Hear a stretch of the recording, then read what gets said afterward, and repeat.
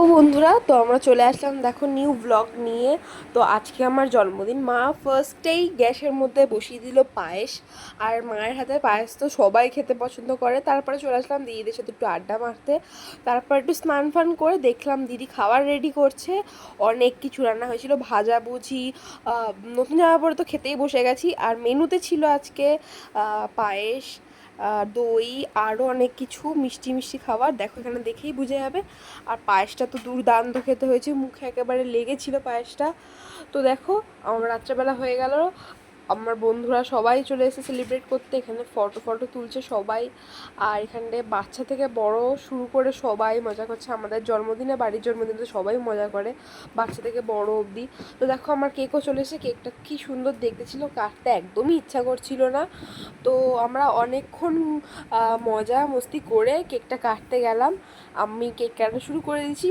আগে তো কেক কেটে মা বাবাকে দিতে হয়, তাই কেকটা কাটলাম। দেখো আমার কাটতে একদমই ইচ্ছা করছে না। আর সময় না যেতে যেতেই আমার দিদি ওখান থেকে দেখো চকলেট নিতে স্টার্ট করে দিয়েছে। আমি বকছিলাম, তারপরে মাকে দিলাম কেক। তারপরে এখানটা দেখো লজেন্স ছোড়াছুড়ি হচ্ছে, কি দুর্দান্ত হয়। সবাই সবাইকে ফেলে দিয়ে লজেন্স নিতে চেষ্টা করে। আমি তো পাইনি, আমি জানি আমার লেগে আমি ওখানেই পড়ে যাবো, আমি লজেন্সই পাবো না।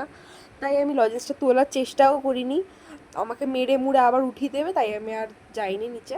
আর দেখো এখানে স্প্রে দিয়েছি সবার মুখে। আমার দিদি তো সবার মুখে দিচ্ছে স্প্রে। তো এখানে এতটা মজা হয় না, আমাদের বাড়ির জন্মদিনে সবার জন্মদিনই হয়। আর সবার জন্মদিনই মোটামুটি বড় থেকে ছোটটা সবাই মজা করে।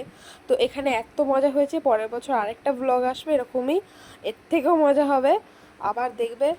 তো দেখো এখানে সবাইকে এত স্প্রে দিচ্ছে, সবাই তো পাগল হয়ে আছে, হেসে মজা করছে। তো বন্ধুরা, আজকে তো মজা শেষই হলো না।